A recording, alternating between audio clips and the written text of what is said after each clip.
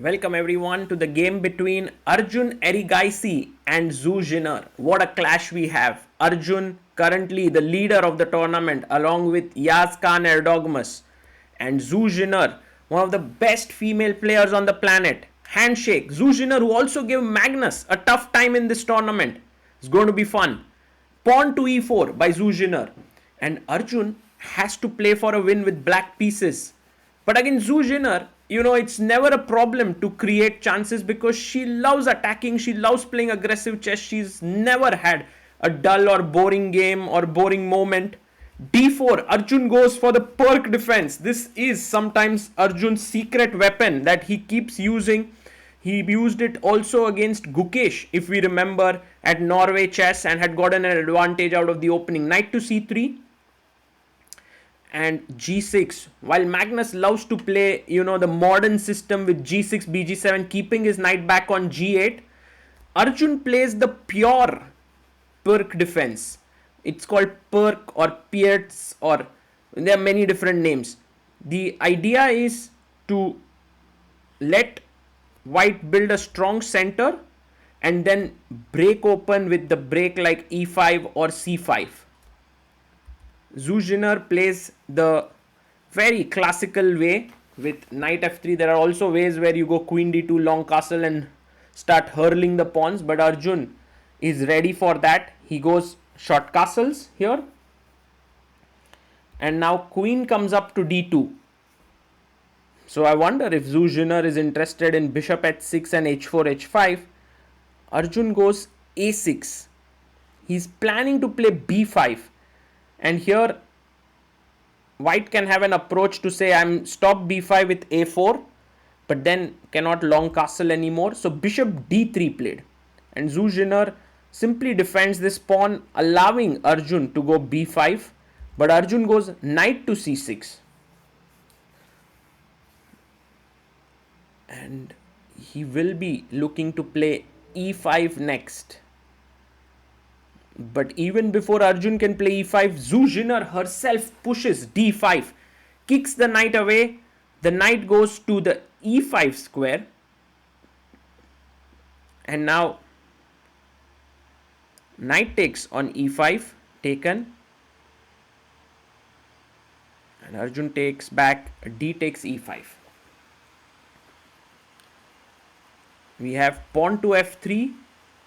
Zhu Jiner seems to have a nice position out of the opening, and e6 by Arjun. Do you want to take on e6, or you can even go long castle here? That could be pretty strong, but Zhu Jiner makes a small inaccuracy. She puts her bishop on c4. It's understandable that she wants to defend the d5 pawn, but in doing so, Arjun gets a tempo with the move b5. Pawn to b5, and now bishop goes back to b3, and that's the deep point of this, that you get b4 as well. And so this means that the control on the d5 square has been reduced, and Arjun has already equalized out of the opening, which is good news for him. Knight to a4, he's eyeing the c5 square here.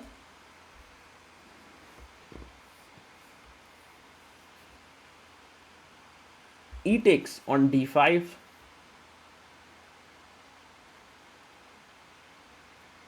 and e takes d5.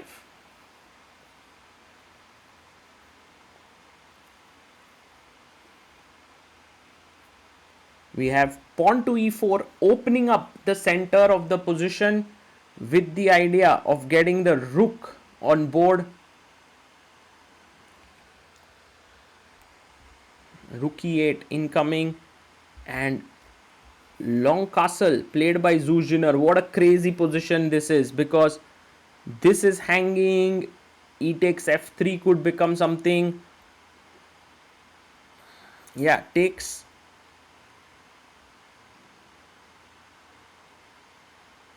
And pawn takes back. Okay, you have to save your b4 pawn. So a5 looks logical. Arjun plays it, pawn to a5. Let's try to assess who's better here. White has bishop h6, h4, h5 ideas, knight to c5, bishop to c5. Black has a nice structure, a very powerful bishop on g7, h4 played. This is very complex actually, but I feel that black should be very happy with how things have gone, and Arjun goes knight h5. So he stops the h pawn. He's now eyeing the f4 square, and more importantly he's getting ready for queen f6, and Zhu Jiner gives up a pawn here, d6, bishop b7 played, a very good move. I mean, Zhu Jiner's main idea was to open up the bishop, so she just pushed the pawn, but now already f3 is hanging, so she takes on c7,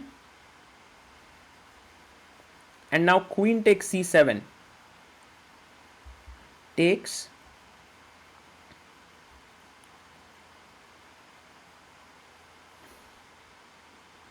and she goes queen d7.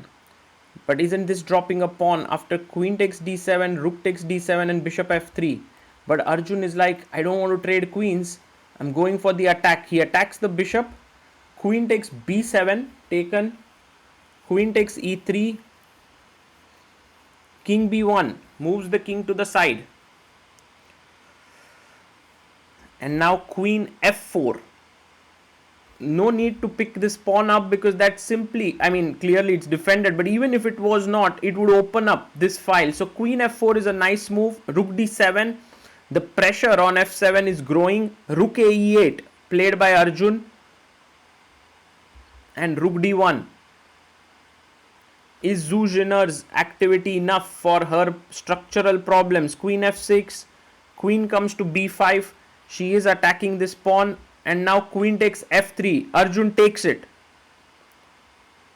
Queen takes a5 taken. This does open up the a file for the rook at some point. Knight f6 hits the rook.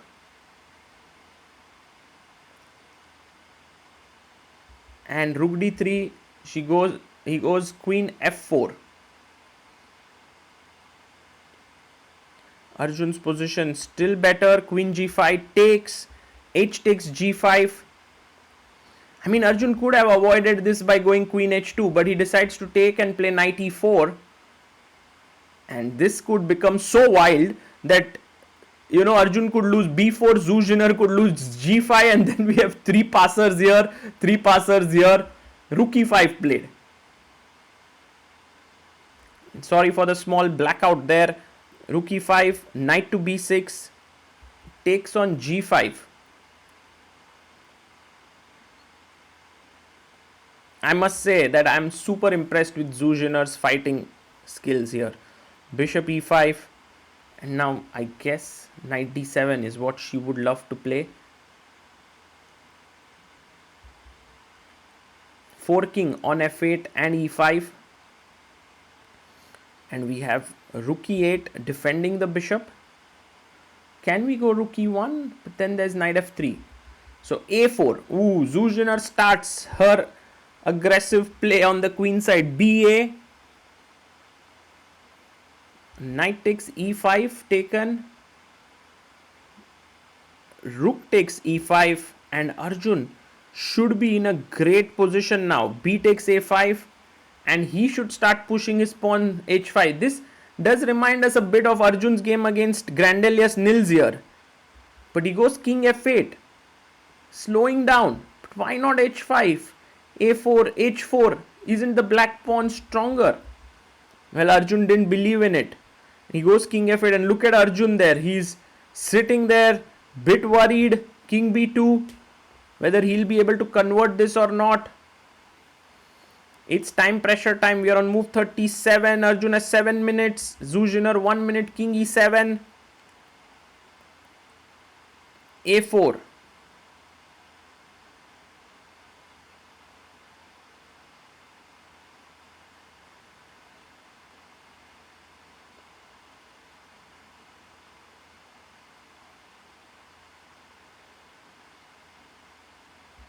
Pawn pushes forward to a4, f5, even pushing further ahead, and bishop comes to d5. Whoa, Zhu Jiner is going with her pawn. King d6. Arjun comes in. He's like, at least now I can cross my king over because the rook was blocking it. Now c4, maybe king c7, getting the king there. No, king c5 he goes. Nice. And 40 moves are done. So he gets up. And the game remains as exciting as it was right from the opening. a5. It can go in any direction. Rook check.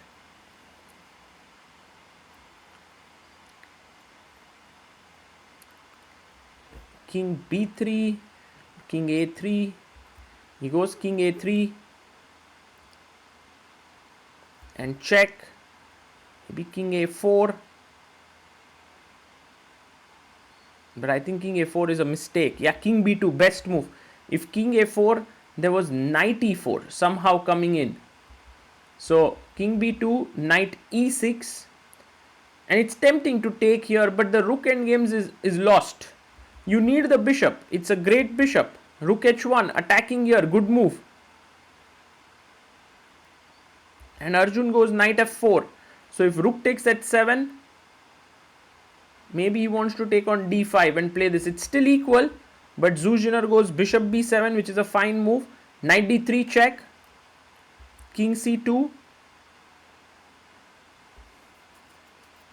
Knight b4 check. King d2. Rook a3. Attacking the pawn here. And Zhu Jiner takes on h7. Arjun takes the pawn on a5. Now c4 is hanging, but can we attack g6? Yes, rook g7 played. The game is ending in a draw, it seems now. Ooh, rook a7 pinning here. She goes king c3. Maybe king e3 was better to go this way. But she goes king c3.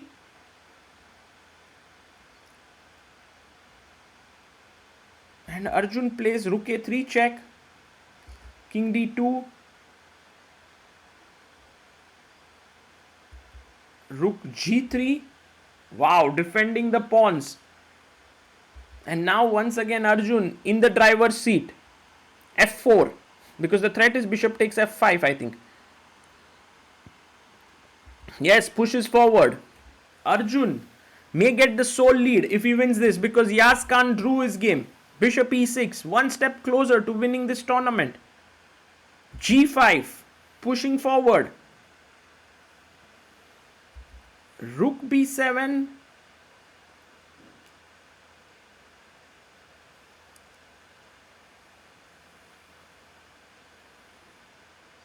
And rook d3 check.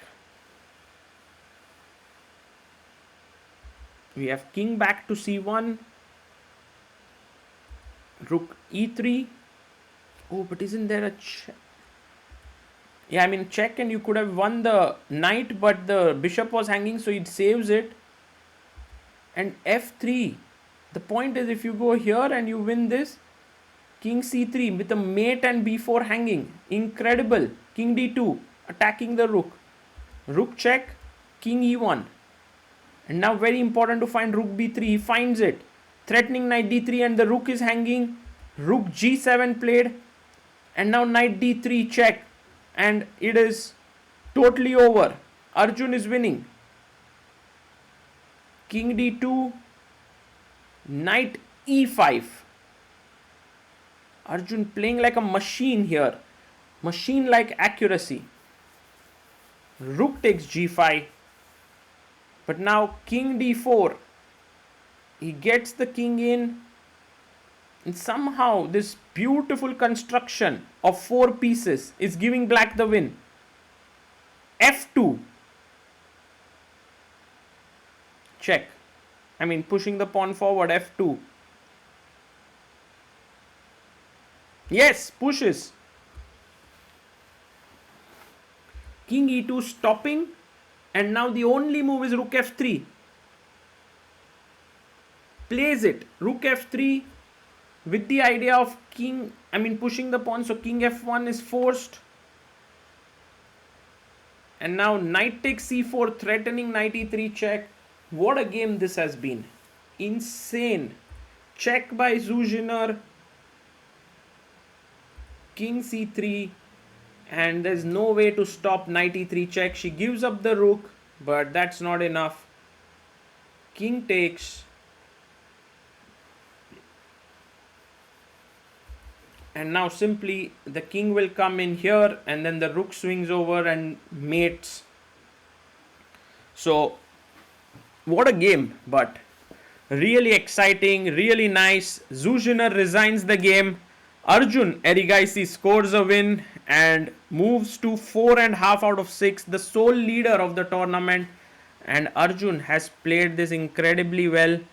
And Zhu Jiner immediately trying to discuss there with Arjun that, could I have done this? That I really like Zhu Jiner's approach in this tournament. She's trying to analyze, trying to learn, trying to improve, just coming with an open mind. Arjun now has wins in this tournament over Grandelius Nils, Jordan Van Forest, and Zhu Jiner, with 3 draws against Nodirbek, Erdogmus, and Magnus, while Zhu Jiner has played really well. She drew with Jordan, she beat Andy Woodward, and has lost her remaining games, but she has impressed here in this tournament.